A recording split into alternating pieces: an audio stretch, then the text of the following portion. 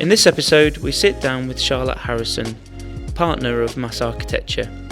Charlotte shares stories of memorable brands from her childhood, the intentional way she views brands today, and how their social presence and pervasiveness continue to inform her choices. She reflects on how she has been seduced by brands, their stories and products, and the moments when that promise doesn't quite hold up.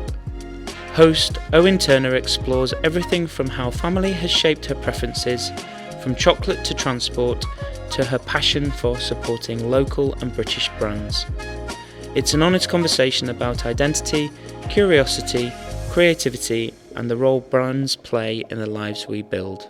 Enjoy the conversation. Welcome, Charlotte. It's great to have you here on the Brand Happy podcast. Charlotte, you're from Mass Architecture, a partner at Mass Architecture. I'd like you to just introduce yourself and tell us a little bit about yourself. Thank you. Thank you for inviting me. It's great to be here. So I'm one of the founding partners of Mass Architecture. We're a chartered architects practice based in York, and we have been going 22 years, work within the Yorkshire region, and we work with people who own listed buildings, historic buildings, and help developers to do new high-end bespoke housing as well. Fantastic. So we're going to go through a number of questions today, and this focus will be on brands and how they've influenced or maybe had an effect on you through your life. And I'm going to start with the first question. When you think back to being young, what's the first brand you remember really noticing and why? Gosh, it's a really good question. So I think I go back to the school playground, and I noticed some of the kind of jackets that the boys were wearing. Maybe it was the time you start noticing boys more, full stop, but it was the Nike jackets that were brilliant, sort of simple, two colours, really bold, and I think that was what's that word on them, or what's that thing? The motif or the actual, was it the swoosh or Nike? It probably was the word Nike, I think, but it was me asking what's that, you know. And how old were you? I was probably early teens, sort of that middle school between 11 and 13. Yeah. So there was nothing potentially before then. Obviously, at a very young age, you don't necessarily remember that far back. There was a lot of things, but it's the brand awareness, I think, that I was trying to isolate in some ways. So, you think back of all the toys you had, and the ones that stick out if we were to sort of think about that were things like Snoopy, which is making a comeback now. Definitely. And Garfield. Yeah. So were these from books you were reading or comics or? They were soft toys for the Snoopy side, or T-shirts. The whole gamut of gamut. That's an interesting word. Gamut. Yeah. of Snoopy stuff. So that, and then things like Lego or Meccano. I don't know if I was aware of the brand side, but they were really important, Toys and things that you were interacting with regularly. And obviously they're amazing brands. You didn't play with anything else. There was no other alternative to Lego, I suppose. Yeah. It was the brand. It still feels new now, the things that they continue to do. With the brand licensing, which I think you say about Snoopy, still around, these icons that have been from our childhood all the way through our lives, and they've not disappeared. I mean, you'd maybe argue Garfield should go away. But Snoopy in particular has been around, and it's then been licensed, and there's brand equity that they've been able to garner from it. But in terms of your feelings towards things like, you said Snoopy in particular, but obviously Lego, you might not hug Lego, but, are you soft toys? Was it something that you were feeling an emotional thing towards, or was it just it was a character that you were fond of? I was really drawn towards the Japanese things as well, like Hello Kitty, and I just thought they were very cool and cute at the same time. So it was that crossover of cool and cute. And I think Snoopy. So how does that make you feel? I think it makes you feel like you're in some sort of club. Yeah. You know, you belong to a group that likes that particular thing, and it's not widely liked. It's quite specific, or it was a little bit exclusive as well. The Japanese Hello Kitty stuff was hard to get hold of. Well, it was very far away, wasn't it? I think, and I mean, obviously the Japanese culture has got closer to us in the UK over time, but it's fascinating to see Sanrio World and all the things. I mean, that you can go to a theme park, I think in Japan at least, and see all of the characters and interact with them. But Hello Kitty, very much in the early days, definitely I remember it being felt very far away as a brand.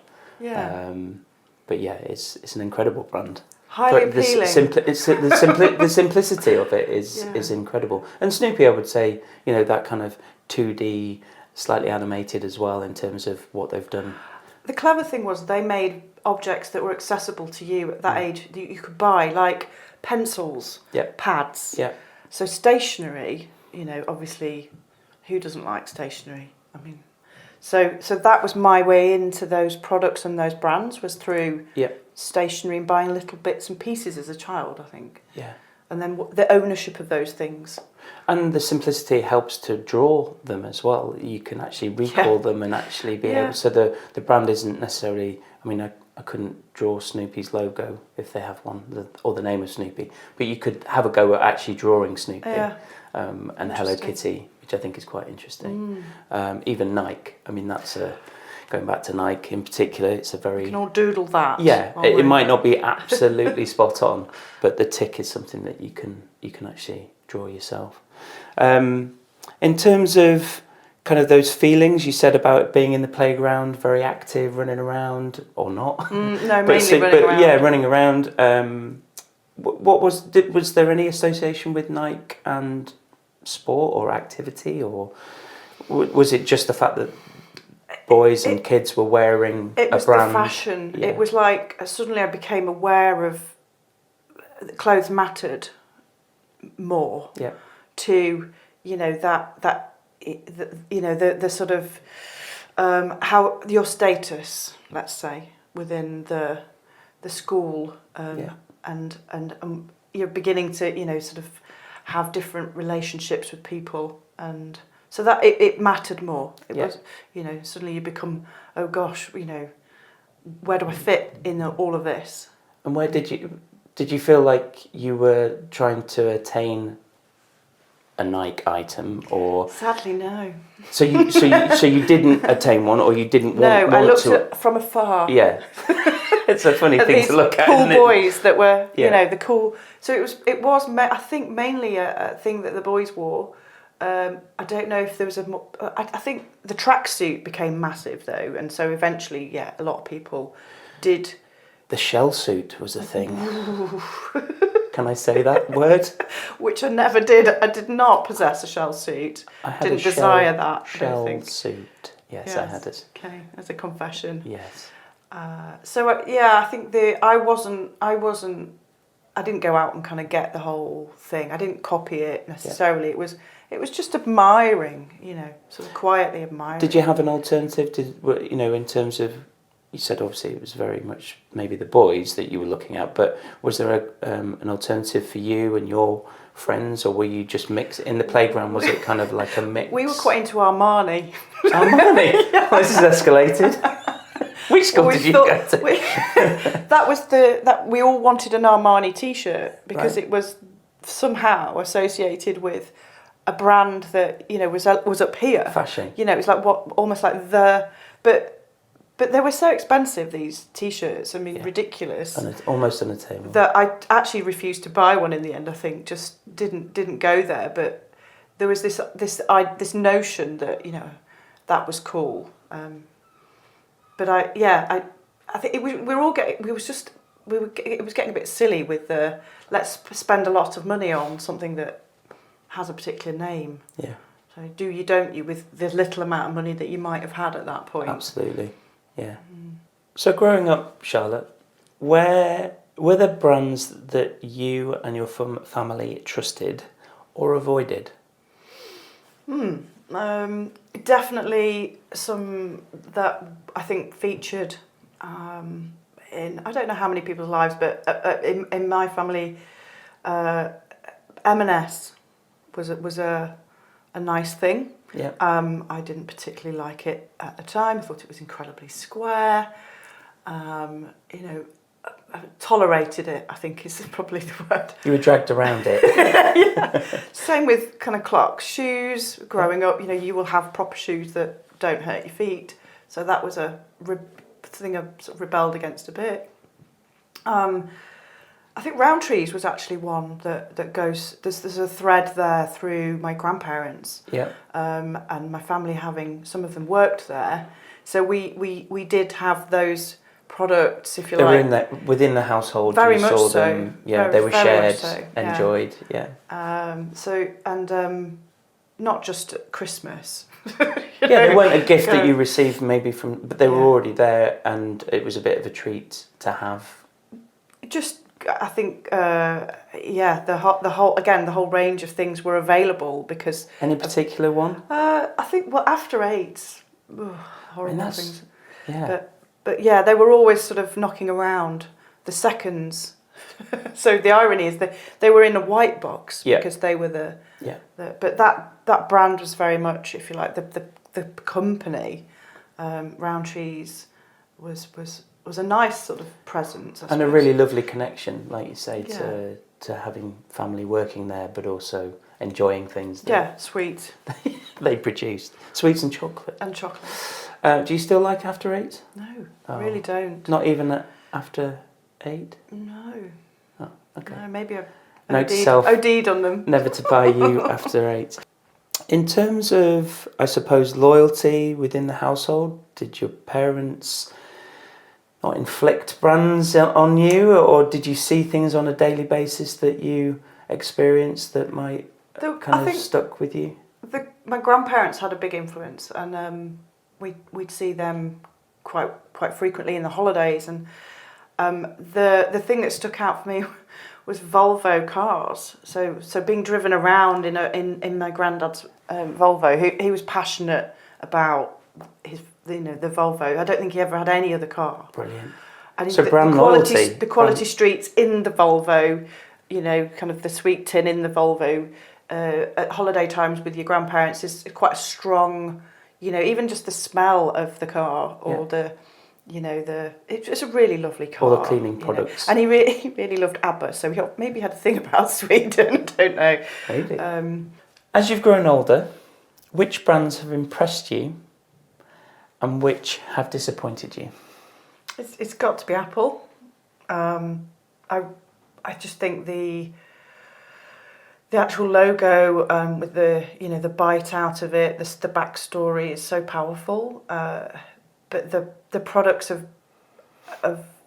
just been phenomenal. I think my first computer as a student was an Apple that just blew me away. Yeah. Really, the design, the capability of it, just the holistic, how it I don't think it felt quite perfect, really. Yeah. Then the phones have followed, iPads.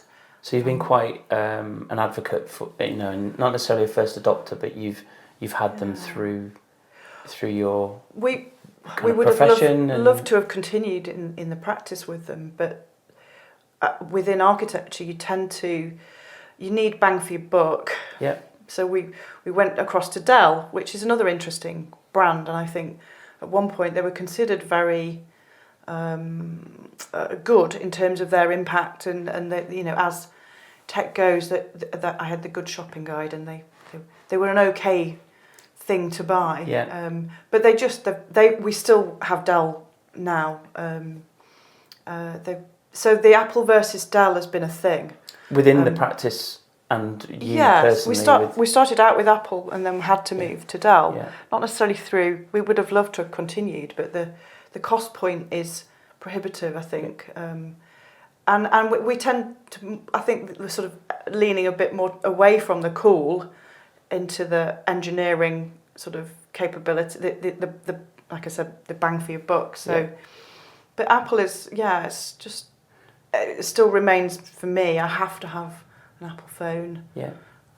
That's a non-negotiable. And that's, as much about preference and affordability now as you've grown up. When we were saying earlier about being younger and looking at brands that you might like or want, you can have choices, but ultimately, like you say, when you're running a business and you've got to make tough decisions about what you're purchasing,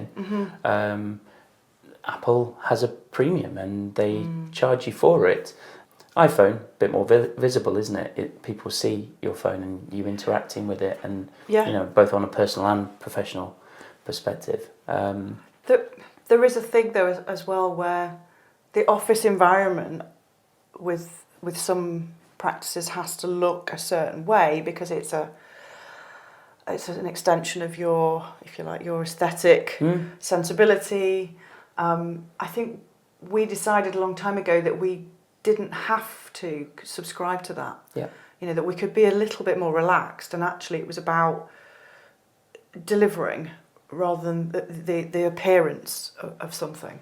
So the manicured office environment was something we let go of, and I think we're okay with that. Chilled out a little bit. In terms of obviously growing older, still growing older, but in terms of, I suppose, that out of school, secondary school, university, but into your professional career, have there been brands as you've gone through, potentially where you've been living, you've resonated with, and you picked up along the way, people you've met, maybe have recommended, or you've seen things that people are using or talking about? I've been more and more impressed by, I think, brands that are socially responsible, and I've searched them out. So I mentioned the Good Shopping Guide. At one point, I felt like it was impossible to find anything or it just made life much more complicated. Yeah. When every area of your, if you like, what you purchase is touched by, it affects things, and I think I had to sort of just chill out a bit about that. But looking at everything from the cosmetics, clothes, food, became much more conscious about how the environmental impact of it, the social impact of it.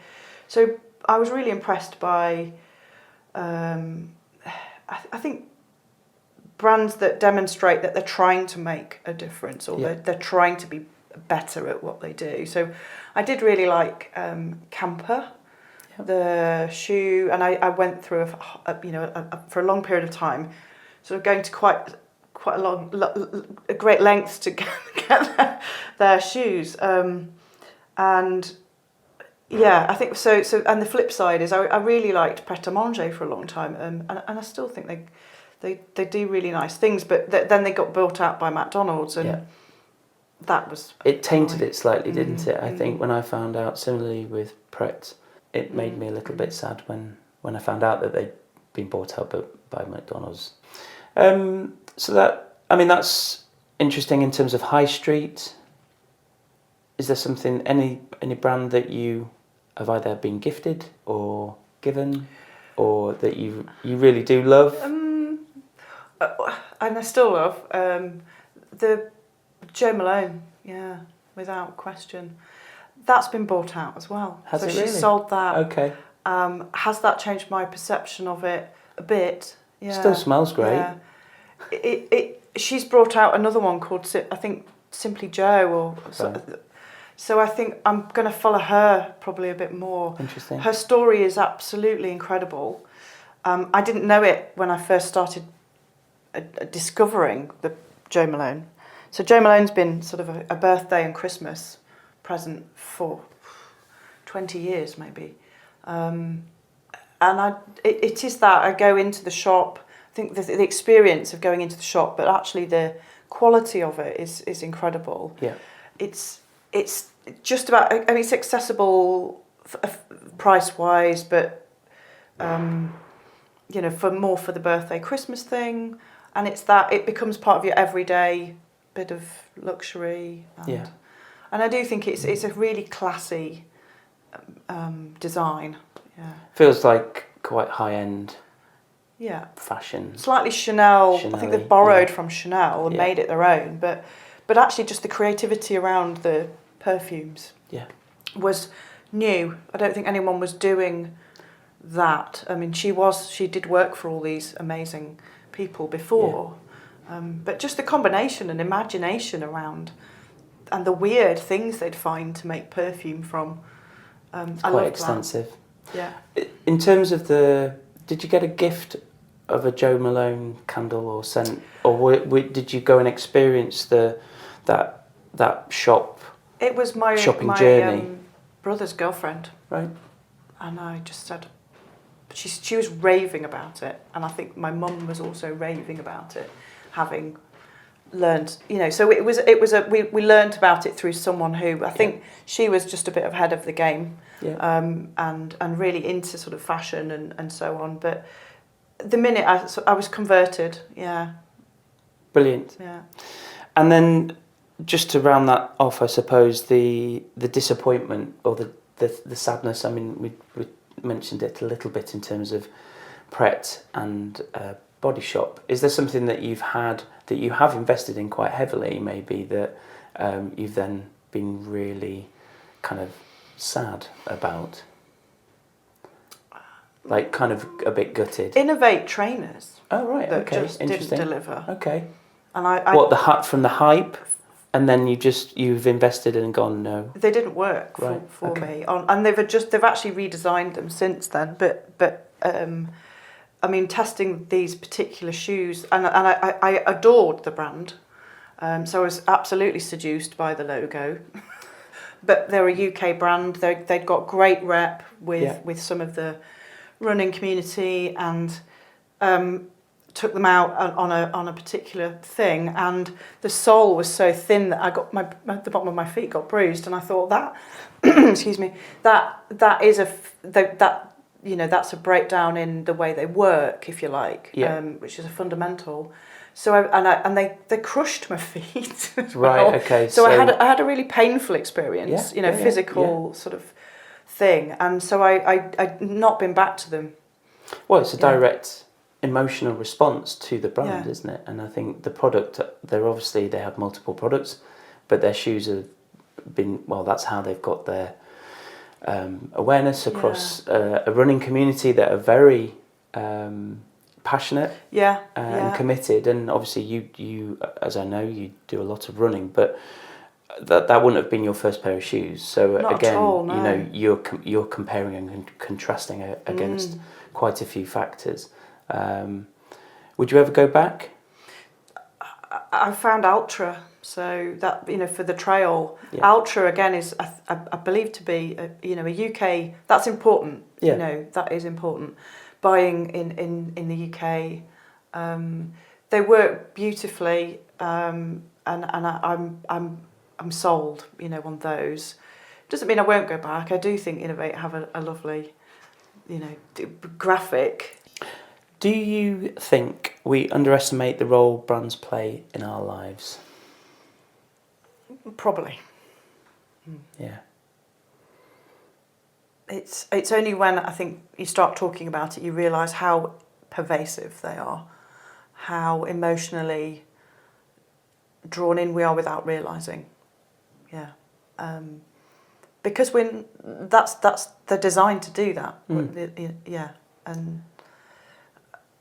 And I think I'll probably be a bit more aware after this conversation than before. Yeah. Actually, we are shaped by brands every day. You know, even going to the supermarket, we're looking at brands, and there's aisles and aisles of them, even if they're own brand. But they're there to tempt us, to draw us in, to get us to touch and feel and understand them. as you said, in the playground, from an early age, we're being kind of shown and highlighted these things. In your day-to-day life then, how do you potentially interact with a brand that you're probably quite conscious of, but you enjoy, sat there, you're experiencing it, there's maybe a badge or a logo somewhere, but ultimately you're enjoying that experience of the brand because of the constructs around it. Is there anything that kind of bubbles up for you? There's probably a few things. I mean, I really do love coffee, and I think the Betty's brand is beautiful. Yeah. I love the way it's a local thing. I interact with that every day because I literally have to have Lazy Sunday every day, and there's a ritual around that.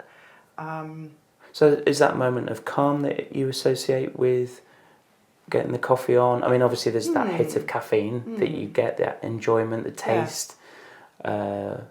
Obviously that's one of the flavours that they do, but you're not the only person I know who loves a Lazy Sunday. I've narrowed it down. But you like coffee generally. Yeah. But is it that ritual that you've become you've associated with that brand? Not exclusively with that brand. It's just that's I think I've got a wider appreciation of Betty's. I'd like to support them. I mean, I think that particular coffee is where my taste sits right now, because it changes over time, as in your palate. Yeah. But the whole thing starts to come together. I mean, it's a ritual I do actually at work as well as at home. Yeah. And I think, your point about that moment to yourself is really important. And having something you consider to be, a little bit of quality and luxury, bringing that in to the everyday. They're also very Yorkshire. I mean, Betty's Taylor's, as the two brands sitting side by side, but Yorkshire tea, and then obviously the coffee brand. It's very Yorkshire. They're staunchly a Yorkshire-based family in a Yorkshire spa town. Do you think that there's any kind of synergy there? Because I know that you're very Yorkshire, passionate about being from Yorkshire. I think it's just about supporting, getting behind the economy, the local economy if you can. I think it's got to be the actual quality of the products first. If I didn't like the taste of them, I wouldn't be buying them just to be Yorkshire. Yeah. I'm from the Midlands, but here we are, and we've rooted ourselves, our family, and our business for many, many years here. So yes, it's a huge thing for us. Yeah. Great. And anything else that in terms of your daily life that you almost underestimate the brand, but you're there, it's there, that you have a connection to? Gosh, daily life, I suppose. Well, that in some ways that brings me to think about work again, and or the crossover a bit where our car, for example, was a huge choice, and it felt again that your purchasing power. We ended up going with a sort of Land Rover because of the UK. I think very much influenced by my dad in that regard. He's been a supporter of that for a long time, but trying to buy UK sort of made cars. And I think it's a really lovely design, and that is super important when we're sort of out and about. I'm really conscious of, if you like, the not being sucked in too much as well by that, and trying to, challenge people's expectations around it. So I'll equally rock up on my bike that I love probably more than a car times 100, and spend a lot of time on your bike. My bike is and the brand of my bike is Live, which is a bike designed specifically for women. Again, that the quality of design and functionality come together. Yeah. So those two things, your transport is critical, isn't it? Yeah. And I think we found a good place with those things. They last, because they are so you see them as well made. As an investment. Yeah, as absolutely. well as across the board from start the buying journey, the experience that you've had with that brand, but you're hoping that they're going to last absolutely a long time. Yeah. And there's a solid sort of brand life, if you like, as well with that. So we've covered off quite a lot of brands so far that you have either seen, looked at through your life, been shaped by potentially a little bit. But right now, are there any brands in particular that you're very passionate about that we haven't covered off so far? Probably one. I really like Tony's Chocolate Only. I'm a bit of a what's the word? Obsessed? Yeah. Advocate, campaigner. I'm telling a lot of people that it's brilliant. They really need to get it, and I think it's working. Yeah, I keep buying it for people as well for presents. I do love the way it's trying to it's about impact on that particular sector or that supply chain. Yeah. So again, social impact. I think they are killing it. Ultimately, they've come in with personality, humour, creativity, and they're owning it. I think and it's bloody good chocolate as well. Well, it has to be, doesn't it? It has to be. But I adore the bold colours as well. That's so eye-catching and appealing to me. As I say, there's nothing I don't like about it. And it's always it's a very enjoyable experience as well. I mean, the purchasing is one thing, but chocolate is incredible, isn't it? It doesn't last very long. No. I don't think they do mega big blocks of it. Maybe they do. I'll have to have a look. That's chocolate, a very enjoyable thing. Anything else that you're passionate about at the moment in terms of that you've either found out about, you've through your running, through work that you've gone, oh wow, an experience, that you've had, trip away, that you've gone, wow, at a brand? I was thinking about some of the materials that we specify at work and how it not necessarily that I've recently discovered and gone wow, but just they have been there. So Ibstock brick, right? It's like the real world equivalent of Lego for me. But Ibstock brick are a UK based, they're Midlands based. They do manufacture bricks in Holland, I think, as well. But it's or the York Handmade Brick Company, for example. These bricks are something we dearly love using in our work. And we bring an awareness to why they're a great choice, and it is quite specific sometimes about that company that brings a whole raft of things with it. Yeah.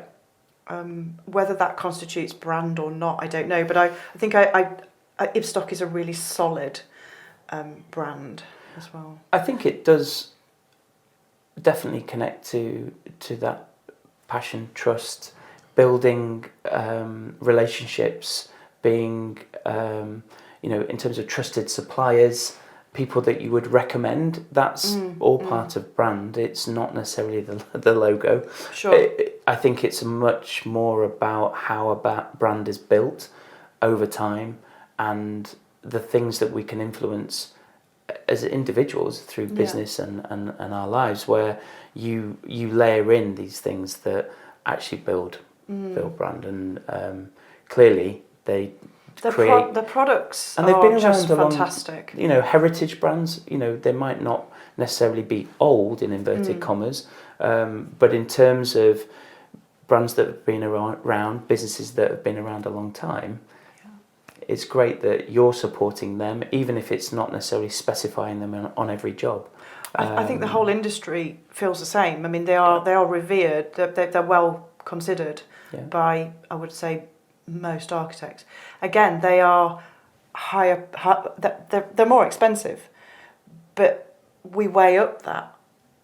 In terms of appropriateness for the work and where the client is. The investment with, that the investment. they're making. Yeah, absolutely. You clearly have an intentional way of, I suppose, looking at brands. Maybe more so for your own self, but also through your work. There's a responsibility there, which I think is really wonderful. Are there things through work that you almost impart on your clients that you kind of, if you're doing a piece of work, interiors, the building, are there brands that you're pushing a little bit? I absolutely, yeah. There's like you say, the whole spectrum of when we're doing a project will range from all the external materials. So we have loyalty favourites, if you like, to then things like where to go for a kitchen. Yeah. The choice of where to go for a kitchen. We will signpost people to companies / brands that we really like, and equally with components. Yeah. Windows, doors, boilers. And we really do like to pass on some of our experience, our recommendations. Again, it's that we really like the idea of buying, for example, a UK boiler. Yeah. Ideal and Baxi are really long-standing. Again, brands that are competing with the, say, Mitsubishi. We've got air source heat pumps now, which these companies are responding to, and so customers, clients, they won't necessarily have that knowledge, that experience of where to go for that. So we might gently say, we've actually put these in our own home. Yeah. We've put them in our our little guest house. They are tried and tested. We are practicing what we preach a little bit, and I think that's important. If you've lived with a product, you can then wholeheartedly say, it does work. It's good value for money. Yeah. You can get all the parts and all the trade, if you like, the people that are supplying them, people that are installing them have confidence. So it's very joined up, and I think that sums up to some degree the architectural ideal that you're trying to get that holistic kind of thing, decision. The final question I have for you is that as a business, Mass Architecture, you have a brand you've been developing over time. I'd like to just interrogate you a little bit on that. How long has the business been going? Tell us a little bit about how you've developed the business and the people within that business over the nearly 20 years, is it? 22 years. 22 years. Yeah. Congratulations. So, I think the name was something that we thought quite hard about, as you would, and it was important for us to not have to have a word, if you like, that wasn't our names, the two partners' names, and at the time there was a move towards that within the profession, but I think it means that it's not just about us, and it can change over time. It can be, if you like, the baton can be handed on, and that name, if you like. It doesn't get superseded, or it can get superseded. Sorry. So mass architecture was very much, we wanted to do something that at that point was for, if you like, the wider masses. That sort of community work. Over time, we've evolved into a practice that specialises more, I think, has responded to where we are in the region, in the country, in the region. So we still really like the name, if you like, and we also worked hard to develop something that aesthetically was quite simple. I think we really like our ethos is one of simplicity, and elegance combined. Just because something's simple, it's quite hard to achieve that actually sometimes. So simplicity is important. I think the colour, the sort of colourway that we chose was this sort of quite fresh green, and that signified for us the, if you like, the sort of importance of sustainability within our work. That is it's just sewn in and baked into everything I think we all try and do now as a profession. Yeah, and I think the way it's developed over time is it's I suppose we're trying to think about our next step and whether it fits with that, or whether is it still representing as well.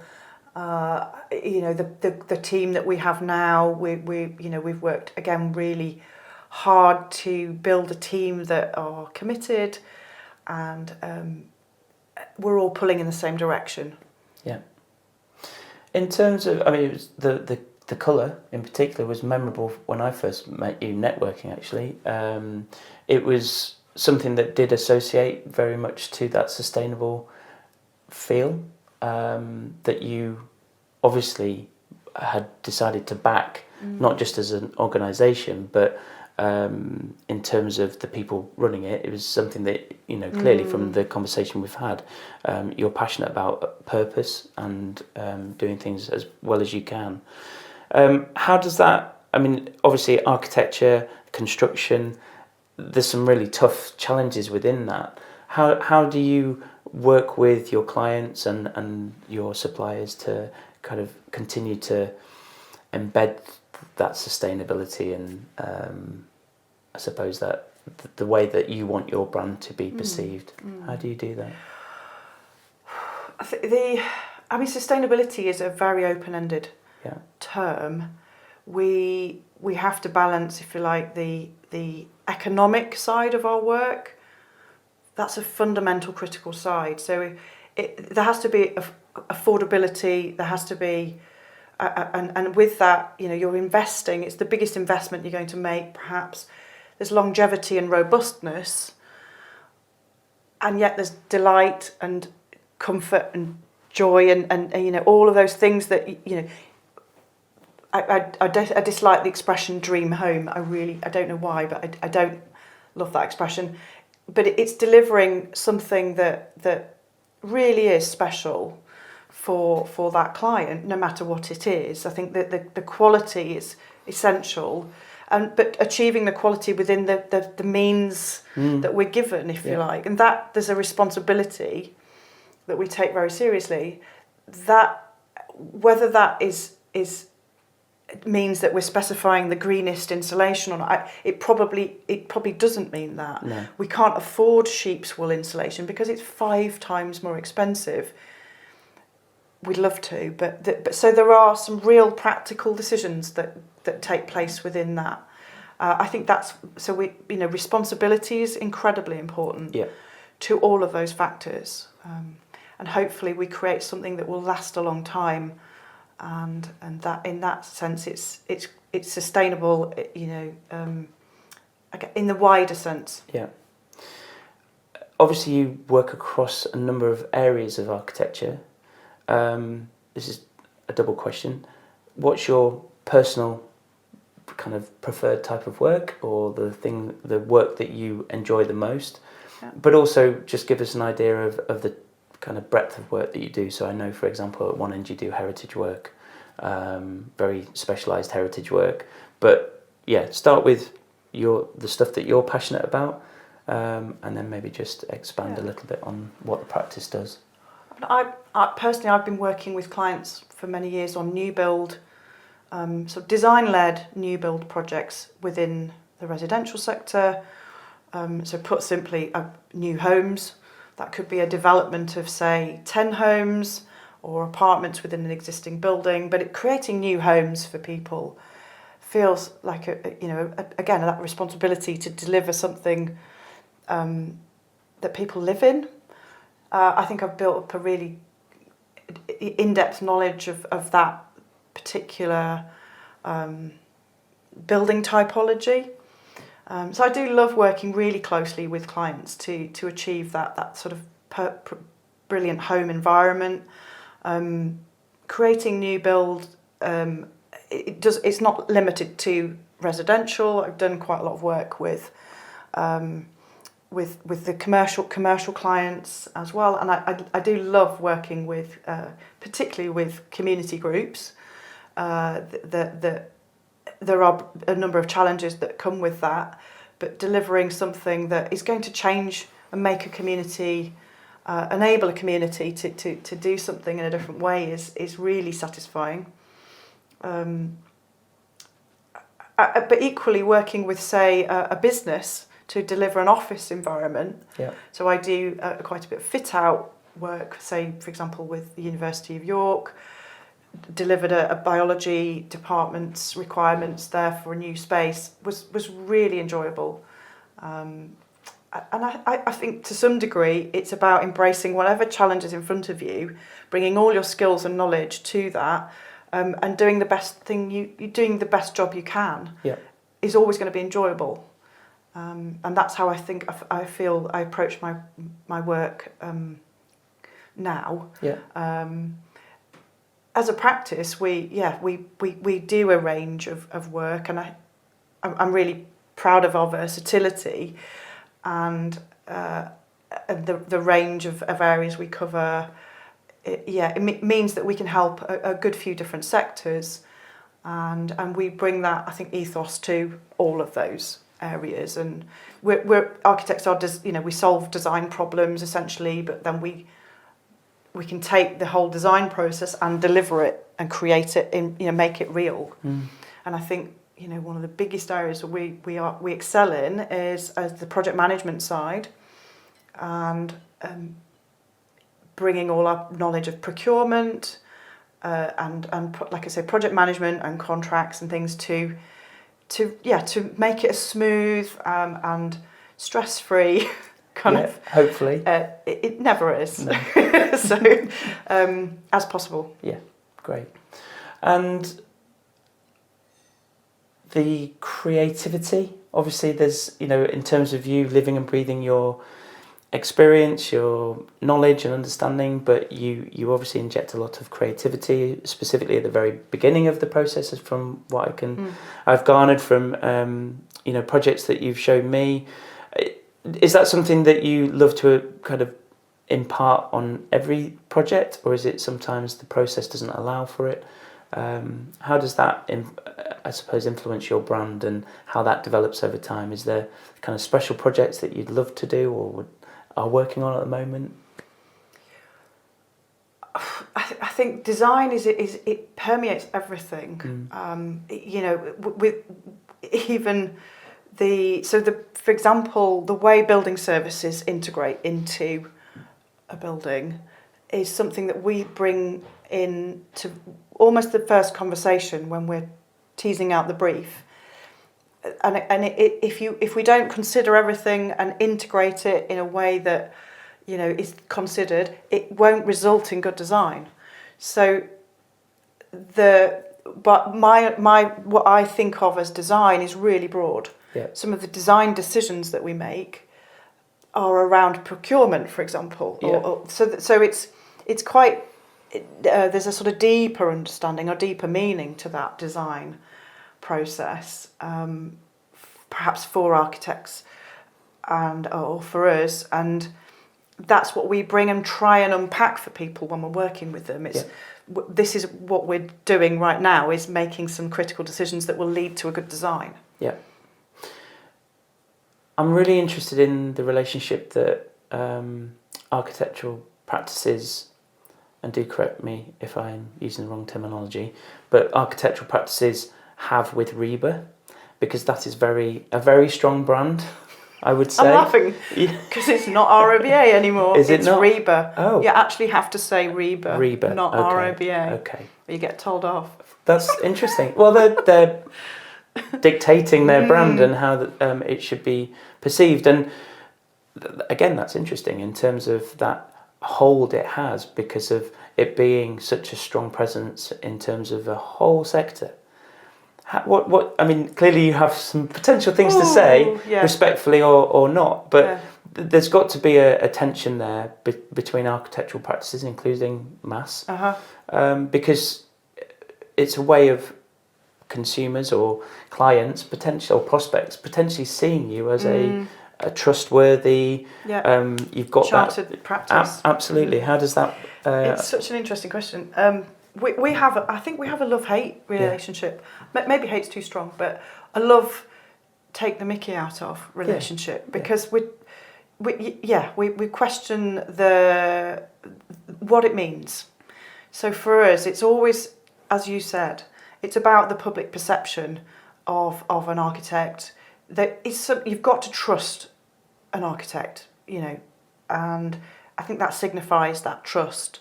That you know what you're doing. You're a safe pair of hands. So if you're a chartered practice, you belong to the Royal Institute of British Architects, it signifies that. But they, as an organisation, they haven't always made the best decisions for 98% of practices within the profession are not really served well by them. But this starts to get a bit more political. So brand aside, it's working beautifully, if you like, because we're all buying into having it literally on all our documents. Yeah. And the public, clearly, we think of it as that, that signifier. Yeah, it is a strong one.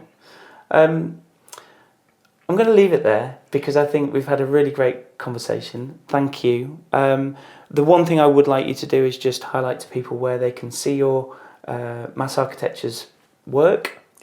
I assume you have a website? We do have a website. We have a fantastic website. What is the... It's massarchitecture.com. Great. You're on social, LinkedIn. People can find you under Mass Architecture or Mass Arch on Instagram. On Instagram. Great. And on LinkedIn, yourself, Charlotte Harrison. Great. Thank you so much for your time today. And it's been a pleasure to talk to you about your experiences and Brand Happy. Thank you. Thanks for listening to Brand Happy. If you enjoyed this episode, please follow, share and leave a rating. It really helps us grow the show and continue these conversations. Join us next time as we explore more stories about the brands that shape our lives and the people who shape them in return. Until then, stay curious.